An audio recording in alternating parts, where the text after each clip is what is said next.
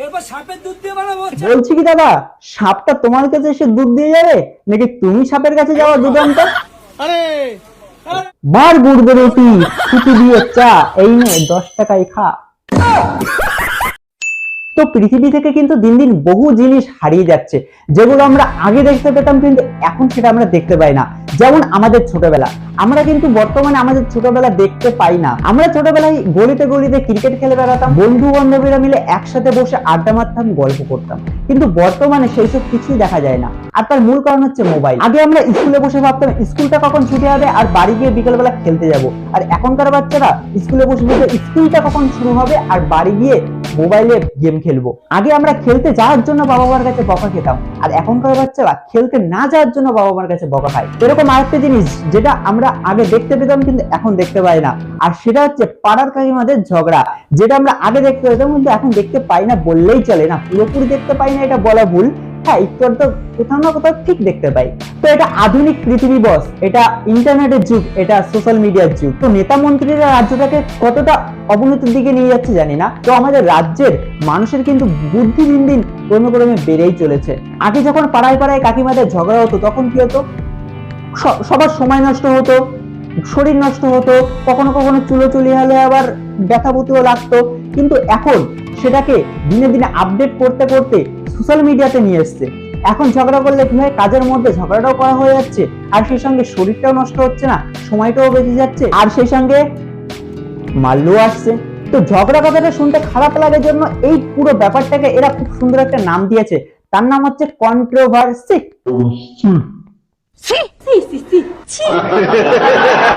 তো এই কন্ট্রোভার্সি নামক ভাইরাস এখন বর্তমানে প্রতিটা মানুষের ভিতর কিন্তু ছড়িয়ে পড়েছে।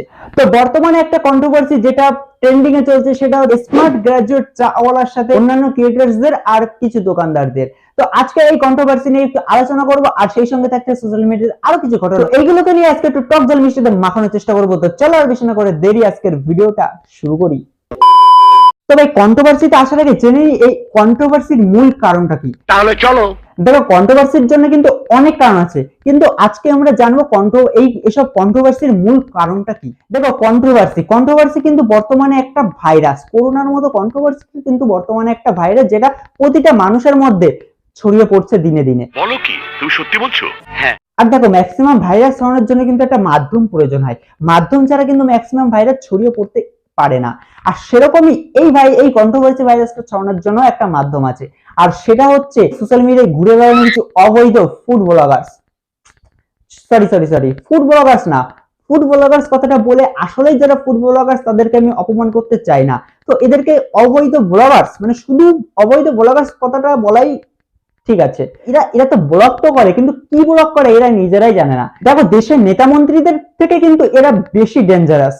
তার কারণ হচ্ছে নেতা মন্ত্রীরা একটা দল ছেড়ে আর একটা দলে যোগদান করে, কিন্তু এরা তা না।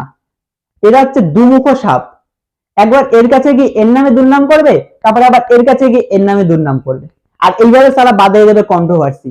আর এরাই হচ্ছে এই কন্ট্রোভার্সি নামক ভাইরাসটা ছড়ানোর মূল মাধ্যম, আর এদের জন্য সোশ্যাল মিডিয়ায় সারা এত controversy. No god please no. তোমাদের কিন্তু নন্দিনীকে ইনভাইট করেছে, এই নিয়ে তুমি কি বলতে চাইছো?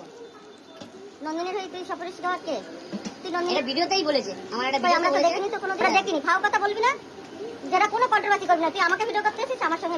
দেখো কি বলেছিলাম না, এইসব কন্ট্রোভার্সি এবং ভাইরাস ছড়ানোর মূল মাধ্যম হচ্ছে এইসব অবৈধ ব্লগার্স। কিন্তু এরা সব জায়গায় গিয়ে ঠিক একটা সুবিধা করে উঠতে পারে না। যেমন এইখানে ঠিক একটা সুবিধা করে উঠতে পারলো না, সালা ঝাড় খেয়ে গেল। তবে না, হেরে গেলে চলবে না, থেমে গেলে চলবে না, করবো লড়বো জিতবো স্লোগান নিয়ে কিন্তু এগিয়ে চলতে হবে। আর যেমন কলকাতা 2024 সালের নাম্বার 1 টিম হয়ে দেখিয়েছে, তেমন এরাও একদিন নাম্বার 1 ব্লগার্স হয়ে দেখাবে। তবে প্রথমের দিক দিয়ে না, শেষের দিক দিয়ে, আর সালা গালি খাওয়ার দিক দিয়ে। ফেনা দেখো মোষের দুধ, এই এরপর সাপের দুধ দিয়ে বানাবো চা। সাপের দুধ নিয়ে আসবো চা বানাবো। তাই নাকি দাদা, সাপের দুধের চা বানাবা? বলছি কি দাদা, সাপটা তোমার কাছে এসে দুধ দিয়ে যাবে নাকি তুমি সাপের কাছে যাওয়া দুধ আনতে? কোনটা? সাপটা বেচারা সাপ, গর্তের ভিতর বউ হচ্ছে না, একদম সুখে শান্তিতে বিন্দাস আছে, তাকে কেন ক্ষমতা না দিচ্ছ? সাপটাও মনে মনে ভাবছে, তাহলে আমার দুধের চা বানাবে, এত বড় সাহস! আসুক না দুধ নিতে, নিজেরই চা বের করিয়ে থাকবে। তো এইটা চিনির চা না, এইটা হচ্ছে লবণের চা, আর একদম পিওর খাঁটি চা, কোনো ভেজাল নেই, 100% গ্যারান্টি। এমনি করে না যে 1,40,000 টাকা বলে চা লাগাতে আছে, ডলির চা তোকে গিফট করেছে, অ্যাপেলের ওয়াচ, যখন পায়েতে চাবি কিনবে তখন 4,000 টাকা সানগ্লাস, 4,500 টাকা, আর টুপিতে 1000 রুপিস, আর পায়ে ক্রক্স পরেছি, ক্রক্স ব্র্যান্ড, ঠিক আছে? আর প্যান্টটা দাও না, আর জামাটা যে দেখায় সে কি দেখে নিও, 2200 টাকা 2500 টাকা শুরু হয় জামাটা। তো দাদা কিন্তু আমাদের যুব সমাজের একটা ইন্সপিরেশন। তবে দাদা, তোমাকে আমি এখানে একটা কথা বলতে চাই। তুমি না এখানে একটা বোকামির কাজ করেছো। এই যে তুমি নিজের ডেকোরেশনের জন্য এত জিনিসপত্র ব্যবহার করেছো, এত দামি দামি জিনিসপত্র, যেমন অ্যাপেলের ঘড়ি, হাতে আছে অ্যাপেলের আইফোন, তারপরে গলায় আবার সোনার চেন, গায়ে আবার 2,500-3,000 টাকার টি শার্ট, চোখে 3,000 টাকার চশমা, প্যান্ট আবার 4-5 হাজার টাকার, জুতো আবার 3-4 হাজার টাকার। এই যে নিজের ডেকোরেশনের জন্য এত কিছু ব্যবহার করেছো, তো এত কিছু নিজের ডেকোরেশনের জন্য ব্যবহার না করে এই যে টাকাটা নিজের ডেকোরেশনের জন্য ব্যবহার করছে, এই টাকাটা কোনো সরকারকে দিয়ে দিতে পারতো, তাহলে সরকারই তোমাকে চাকরি দিয়ে দিত। আর শিক্ষিত তুমি অলরেডি আছোই, बात तो सही है दौड़ना तो पड़ता है। তাহলে এই শিক্ষিত হয়ে আর চা বিক্রি করতে হতো না। না, অবশ্য আবার ইডি এসে আবার লাথি মেরে বেরও করে দিত। করে দেখাবে। আরে আরে আরে আরে কি হচ্ছে? আমাদের সুপারস্টার জিদ্দার কিন্তু একটা ফেমাস ডায়লগ আছে, মার গুড়দের রুটি চিনি দিয়ে চা ফু দিয়ে খা। তো ভাই, এখন এই ডায়লগটা হচ্ছে অতীত, এটা হচ্ছে পুরনো হয়ে গেছে, এখন হচ্ছে নতুন ডায়লগ। শোনো, মার গুড়দের রুটি চিনি দিয়ে চা, এই নে 10 টাকায় খা। বলেছিলাম চাঁদে ইন্টারনেট পরিষেবা থাকলে চাঁদে দেখা যাবে, বাট খেতে গেলে আসতে হবে আপনাকে বাঘাযতীন বাস স্ট্যান্ড। দেখো কাকা, চাঁদে ইন্টারনেট আছে কি নেই আমি জানি না, আদৌ কোনদিন হবে কি হবে না তাও জানি না। যদি কখনো হয়, তুমি ঠাকুর কাছে প্রার্থনা করো তোমার ভিডিও যেন ওই চাঁদের কেউ যেন দেখতে না পায়। তাহলে যে তুমি বলো না ভাড় মে যাও, ভাড় মে যাও, ওরা তোমাকে ভাড় মে পাঠিয়ে দেবে। এটা পশ্চিমবঙ্গের মানুষ তাই তোমাকে সহ্য করে নিচ্ছে, চাঁদের মানুষ কিন্তু সহ্য করে না, একদম পুরো ভাড় মে পাঠিয়ে দেবে। তাদের উদ্দেশ্যে একটা শায়রি বলছি, रोशनी चाँद से होती है सितारों से नहीं, रोशनी चाँद से होती है सितारों से नहीं, बाघायतीन फोन पे पाउडर धरती पर बनता है आसमान से। টাকা এইদিকে দোকানদার, আবার এইদিকে ডায়লগ বাজ, আবার রাত হলে আবার একটু ডোজা গরম হয়ে যায়, আবার এইদিকে শায়রি বাজ। আহা কি অপরূপ, একই অঙ্গে কত রূপ। बहुत ही सुंदर तरीके से आपने खेला।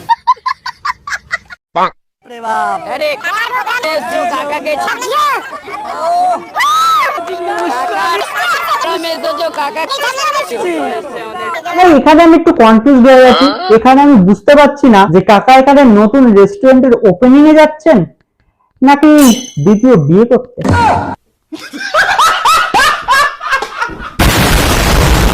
ডিজে অরুণদা আর এই যে আমাদের স্মার্ট গ্যাজেট চাওয়ালা, এই দুজনের মধ্যে কিন্তু একটা খুব সুন্দর মিল আছে, সেটা হচ্ছে এই দুজনেই কিন্তু ডায়লগ বাজ। अच्छा এই দুই ডায়লগ বাজের যদি রোস্ট ভিডিও বানানো হয় না, তাহলে যে কতগুলো এপিসোড তৈরি হবে তার কোনো ঠিক নাই। কারণ দেখো, যখন কোনো রোস্ট ভিডিও বানানো হয়, মানে যার উপর আমরা রোস্ট ভিডিও বানাই, তার সোশ্যাল মিডিয়াতে তার কিছু ভিডিও দেখি, তারপরে সেই ভিডিও থেকে ছোট ছোট কিছু ক্লিপস, যে ক্লিপসটাকে নিয়ে রোস্ট করা যায়, যে ক্লিপসটাকে নিয়ে মজা করা যায়, সেরকম কিছু ক্লিপস কেটে নিয়ে তার উপরে স্ক্রিপ্ট লিখে তারপরে আমরা একটা ভিডিও তৈরি করি। নর্মাল কোনো একটা ভিডিওতে, নর্মাল কাউকে রোস্ট করতে গেলে তার 10 মিনিট একটা ভিডিও দেখলে তার ভিতর থেকে আমরা 1-2 মিনিটের একটা ক্লিপস পেয়ে যাই, যেটাকে নিয়ে আমরা রোস্ট করতে পারি, আমরা মজা করতে পারি। কিন্তু এই যে এদের যে কটা ভিডিও দেখলাম, প্রতিটা 10 মিনিটের ভিডিওর প্রতিটা সেকেন্ডে, প্রতিটা মিনিটে মিনিটে এরা এমন এমন কথা বলেছে যে সেটাকে নিয়ে মজা করা যায়, সেটাকে নিয়ে রোস্ট করা যায়, সেটাকে নিয়ে একটু কথা বলা যায়। এদেরকে রোস্ট করার জন্য কোন ক্লিপসটা ব্যবহার করবো সেটাই বুঝে উঠতে পারছিলাম না, মাথা একদম পুরো হ্যাং হয়ে গেছিল। তাই কিছু মিনিমাম ক্লিপস তুলে ধরলাম। তো এদের উপরে রোস্ট ভিডিও বানাতে গেলে পুরো 10-12টা এপিসোড তৈরি হয়ে যাবে। তাতে আমার বাল ছেড়ে। আজকে ভিডিওটা এই পর্যন্ত। ভিডিওটা কেমন হয়েছে অবশ্যই কমেন্টে জানিও। ভিডিওটা যদি ভালো লেগে থাকে তাহলে কি করতে হবে সব কিছু তো জানো, তো আমি একবার বলে দিচ্ছি, ভিডিওটাকে লাইক করে দিও, আর চ্যানেলে যদি নতুন হও তাহলে চ্যানেলটাকে অবশ্যই সাবস্ক্রাইব করে পাশে থাকা বেল আইকনটাকে প্রেস করে দিও। তো দেখা হচ্ছে নেক্সট ইন্টারেস্টিং মজাদার ভিডিওর সাথে। ততক্ষণ ভালো থাকো, সুস্থ থাকো। তুমি